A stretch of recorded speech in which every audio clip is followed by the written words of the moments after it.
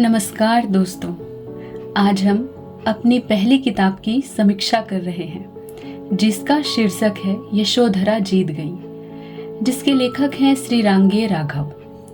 इस पुस्तक को पढ़कर आप तथागत बुद्ध की यात्रा का सार समझ पाएंगे। इस पुस्तक में बुद्ध को चमत्कार करने वाले ईश या देवदूत की तरह नहीं, बल्कि एक सामान्य मानव की भांति वर्णित किया गया है। लेखक का मानना है कि चमत्कार व्यक्ति की महानता को गिराते हैं, इसीलिए उन्होंने वास्तविकता का वर्णन करना उचित समझा है। बुद्ध जब सिद्धार्थ थे तब उनका जीवन कैसा था? क्यों एक वैभवशाली क्षत्रिय पुत्र ने सांसारिकता से मोह त्याग दिया? क्यों एक बार त्यागने के बाद वह कभी पीछे देखना या वापस नहीं लौटना चाहते थे?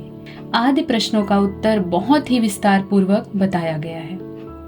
इसमें इतिहास की जानकारी, वर्ण व्यवस्था का व्यापक प्रभाव, नारियों की समाज में स्थिति, प्रजा के प्रति दया, प्रेम, दासों की दशा व विभिन्न ऐतिहासिक वंशों की वंशावली, ब्राह्मणों का मान व क्षत्रियों के पराक्रम का वर्णन बहुत ही अच्छे ढंग से प्रस्तुत किया गया है। इन सारी शिक्षाओं के अलावा बुद्ध द्वारा बताए गए मध्यम मार्ग और उनकी शिक्षाओं का बखूबी उल्लेख किया गया है। आप जब इस किताब को पढ़ेंगे तो आपको महसूस होगा कि बुद्ध ने अपने 6 वर्षों की तपस्या भरी यात्रा को कितने ही कष्टों के साथ बखूबी निभाया, बखूबी पूर्ण किया। सिद्धार्थ को संपूर्ण सुख समृद्धि में रखना कैसे एक माता पिता के लिए दुख का कारण बन जाता है, कैसे सिद्धार्थ के सुखी जीवन में एक अज्ञात सा भय घर कर जाता है, और कैसे सिद्धार्थ अपने ही मन को अल्पकाल के लिए संतुष्ट करता है तो कभी पुनः दीर्घकालीन भय से भयभीत होता रहता है।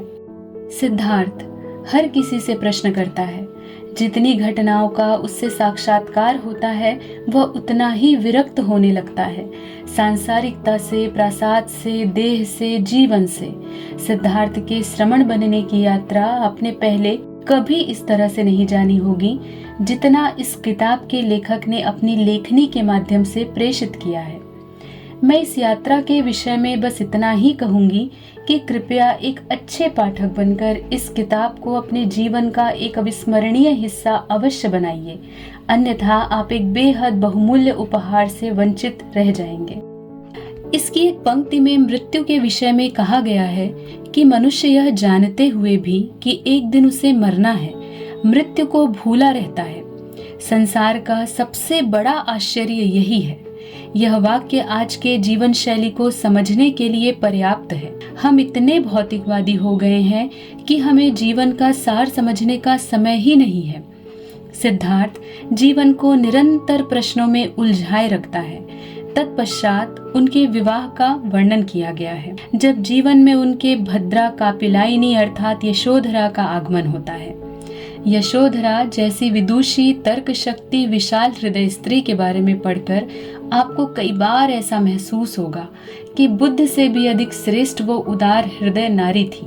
जहाँ आज लोग वैभव, विलासिता, भौतिकता के पीछे भाग रहे हैं, जहाँ आज लोग निरंतर परेशान, कुंठित, व्यथा से ग्रसित हैं, वहीं यशोधरा हर बार, हर स्थिति में पूर्ण प्रतीत होती है। चूंकि पुस्तक का शीर्षक ही यशोधरा जीत गई, तो उसके आधार पर मैं आपको यशोधरा और सिद्धार्थ के संवाद, व्यवहार व जीवन के विषय में ही बताना उचित समझती हूँ। सिद्धार्थ उतना प्रसन्न कहीं और नहीं होते जितना वह अपनी पत्नी यशोधरा का साथ पाकर होते थे, परंतु प्रश्नों की उद्विग्नता वहाँ भी उनका साथ नहीं छोड़ती। वह यशोधरा से भी प्रश्न करते हैं कि जगत में कोई क्यों सुखी नहीं है। स्वामी, दास, विलासी, अभिलाषी, दरिद्र, दास, सभी को दुख ही दुख है। वह पूछते हैं कि यशोधरा तुम्हें कौन सा दुख है? तो वह कहती है कि मुझे यह दुख है कि आप दुखी हैं, यही मेरा सबसे बड़ा दुख है। आप इस पंक्ति को पढ़कर समझ सकते हैं कि यशोधरा और सिद्धार्थ का संबंध कैसा होगा। सिद्धार्थ के मन में उठते प्रश्नों का अंत होता दिखाई नहीं पड़ता। इस पुस्तक में देह, जरा, मरण, आत्मा, अनात्म का वर्णन इतनी बारीकी से किया गया है कि एक पल में ही आपको भी संसार की व्यर्थता का बोध होने लगेगा। आप हर पृष्ठ को पढ़कर जानना चाहेंगे कि इसके आगे की राह आखिर है क्या। क्या हो सकता है जीवन में जो बहुत अच्छा हो, या क्या नहीं हो सकता ऐसा बुरा जिससे हम बच सकते हैं। हम सब के जीवन में एक क्षण ऐसा जरूर आता है जहाँ पर हमारा मन करता है कि हम सब कुछ त्याग दें। ठीक वैसा ही सिद्धार्थ के जीवन में एक दिन ऐसा आता है जो सिद्धार्थ को सांसारिकता से बहुत दूर जाने को प्रेरित करता है, और वह दिन सिद्धार्थ के पुत्र के जन्म का दिन होता है। सिद्धार्थ के पुत्र के जन्म होने के पश्चात सिद्धार्थ सब कुछ त्याग कर अपने सेवक छंदक व घोड़े कंथक के साथ महानिभिष्क्रमण अर्थात गृह त्याग करते हैं। तत्पश्चात वे एक स्थान पर रुक जाते हैं और वहां से अपनी यात्रा अकेले तय करने की उद्घोषणा करते हैं। कंथक वही प्राण त्याग देता है और छंदक भारी मन से वापस चला जाता है। उसके बाद क्या होता है वह आप किताब पढ़कर ही जाने तो ही न्याय संगत होगा। आगे आप समझते जाएंगे कि कैसे यशोधरा ने भी अपने पति के वियोग में सांसारिकता के सभी सुखों का त्याग कर दिया। प्रासाद में रहकर भी संपूर्ण मोह माया का त्याग कर सम्यक मार्ग चुना। यशोधरा पति के वियोग में थी लगभग 6 वर्षों तक, परंतु जब सिद्धार्थ पुनः बुद्ध होकर एक दिन वापस आते हैं तब यशोधरा क्यों अपने पति के समक्ष खुद नहीं जाना चाहती, और जब तथागत स्वयं यशोधरा के समक्ष प्रस्तुत होते हैं तब भी उन्हें लगता है कि आखिर सिद्धार्थ को मेरे पास आना ही पड़ा। परंतु बाद में वह यह भी सोचती हैं कि मैंने कितना अभिमान किया और लगा कि मैं जीत गई, परंतु क्या ये सत्य नहीं है कि मेरा अभिमान जीता नहीं बल्कि तथागत ने तो अभिमान को ही जीत लिया है। वह मान लेती है कि उसका सिद्धार्थ अब गौतम, ज्ञानी, श्रेष्ठ, संपूर्ण बुद्ध हो चुका है। परंतु जब पुत्र राहुल को भी बुद्ध के मार्ग पर गमन करने का समाचार सुनती है, जो केवल 8 वर्ष का बालक है, तब वह पुनः अनेक प्रश्नों से घिर जाती है। उसके मन में बार बार एक प्रश्न गुंजायमान होता है कि जब किसी को प्रव्रजित किया जाता है बुद्ध के मार्ग पर चलने हेतु, तब माता पिता से आज्ञा ली जाती है। जब वहाँ माता अर्थात मैं उपस्थित ही नहीं थी तो राहुल को उस मार्ग में गमन करने की आज्ञा आखिर दी किसने? यदि आज्ञा स्वयं तथागत बुद्ध ने दी तो क्या वह अब भी स्वयं को एक पिता मानते हैं? यदि वह स्वयं को एक पिता मानते हैं तो वह सांसारिकता से मुक्त कैसे हुए आखिर? यशोधरा को लगता है कि एक सामान्य सा मानव लोगों को तर्कों से जीत रहा है, और चूंकि लोगों ने उनकी तरह तप नहीं किया तो वे उनकी बात आंख मूंद कर स्वीकार कर रहे हैं, उनके अनुयायी बन रहे हैं, और जो उनसे मिल रहा है वह उन्हीं का हो जाना चाहता है और हो ही जाता है। क्या वह एक पिता है या संपूर्ण जगत का पिता है जो सभी को अपनी ही संतान मानता है?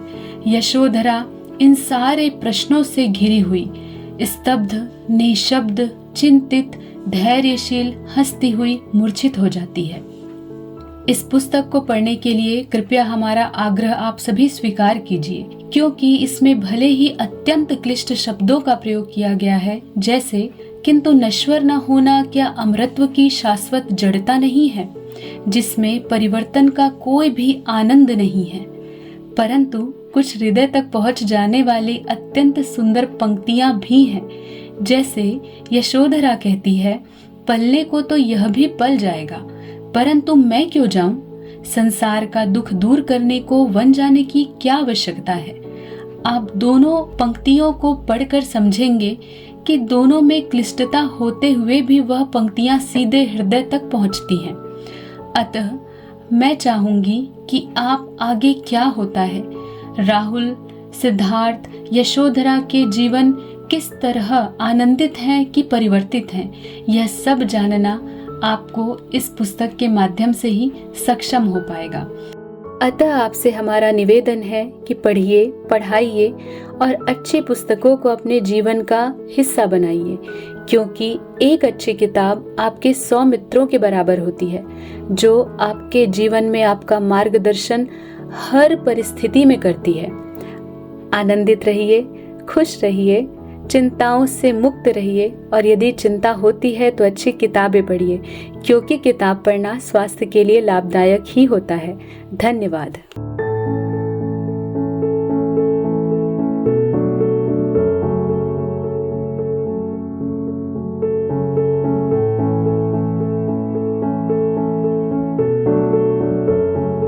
यदि यशोधरा के मन की व्यथा आपको समझनी है तो आप सभी को श्री मैथिली शरण गुप्त जी की कविता सखी वे मुझसे कह कर जाते अवश्य पढ़नी चाहिए।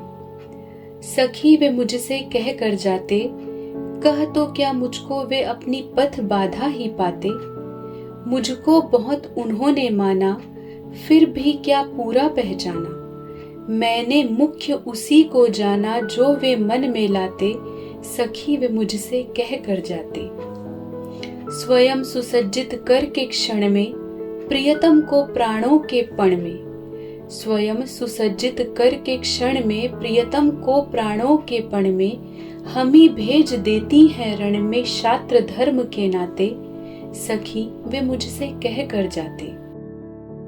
हुआ न यह भी भाग्य अभागा, किस पर विफल गर्व अब जागा। जिसने अपनाया था त्यागा, रहे स्मरण ही आते। सखी वे मुझसे कह कर जाते। नयन उन्हें है निष्ठुर कहते, पर इनसे जो आंसू बहते।